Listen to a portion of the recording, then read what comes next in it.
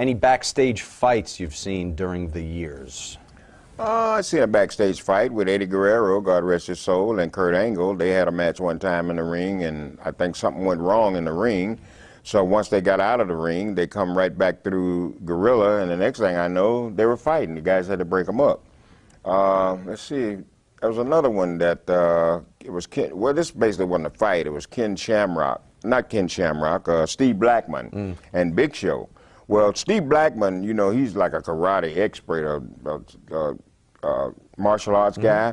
Well, he was laying on his back on the floor. I mean, just laying on his back. And Big Show walked up in front of him and said something to him. And Steve told him, you know, not to stand over him or something like that. But I saw Steve Blackman lay on his back, took both of his feet, hooked Big Show, and took him down. He never got up off the floor. That's how tough. That's how bad he was. So you don't see too many fights. There are a few like arguments and stuff. I think Booker T and William Regal had a little scrap. No scrap, but a big argument, which could have turned into a fight, but they didn't get that far. But, you know, a lot of things, guys are, back in the day, I was gonna say, there was Jesus Christ, they were fighting all the time. That's because back in the day, a lot of guys were on A to Z. So, you know, and then you know, they're drinking all night, on drugs all night, so it's kind of bad. The environment is bad. But I think guys now have learned a lot over the years, you know. We'll have an argument, but that's it, and they kind of let it stay at that. Let's make a tag team match. You asked about it, let's do the fucking thing already. Here we go. Let's see. Here are the people, Teddy, that we have to put in a match. John Cena, Mantar, Ding Dong number 2, Barry Windham, Bill Mulkey, Kim Kardashian, Randy Orton, Hornswoggle, Justin Bieber, Molly Holly, RoboCop, or CM Punk. Can we get a good tag team match out of this crew? Well, let's see. I can see my man John Cena and Justin Bieber taking on the team of Randy Orton and Ding Dong number 2. Nothing, no work in there for Hornswoggle? Nothing. Maybe put Hornswoggle and Kim Kardashian so he's right at booty level. He'd love you for that. I'm sure he would, but I'd like to have that position. Hi, Teddy. Been a big fan of yours since your days in WCW, player.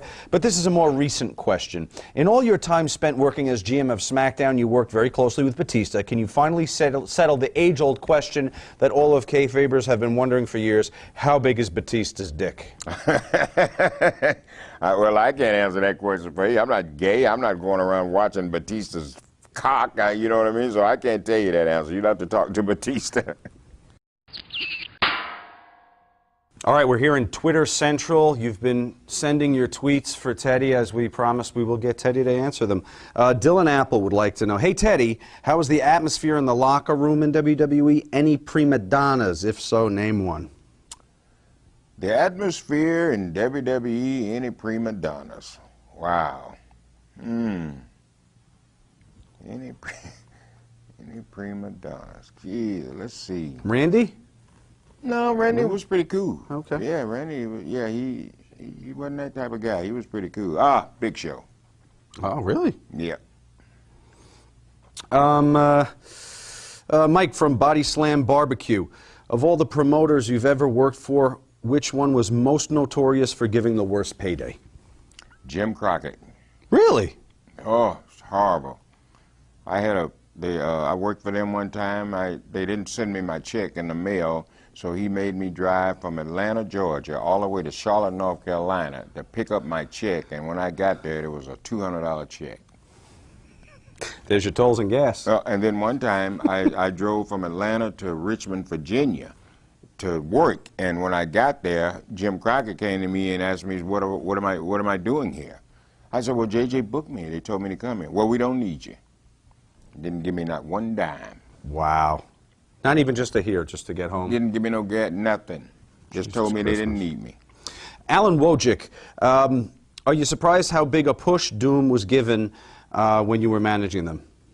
Well, I was surprised, and then I wasn't surprised. I will never forget this. Mr. Barnett was one of the promoters back in the day. Do you do an impression? Everyone does an impression. Yes, I do. Let's hear it. And he came to me, and Mr. Barnett said, Teddy Long, the only reason why we put the belts on you guys is because the NAACP kept calling us, wanting to know why there were no black champions, and that's why we did it.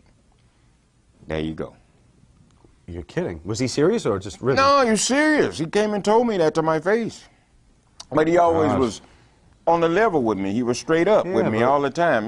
But that's an odd thing to say to some guys. Though. Well, you should have told him to suck your dick. Actually, you shouldn't have told him to suck your dick. I shouldn't have told him that. That would have happened.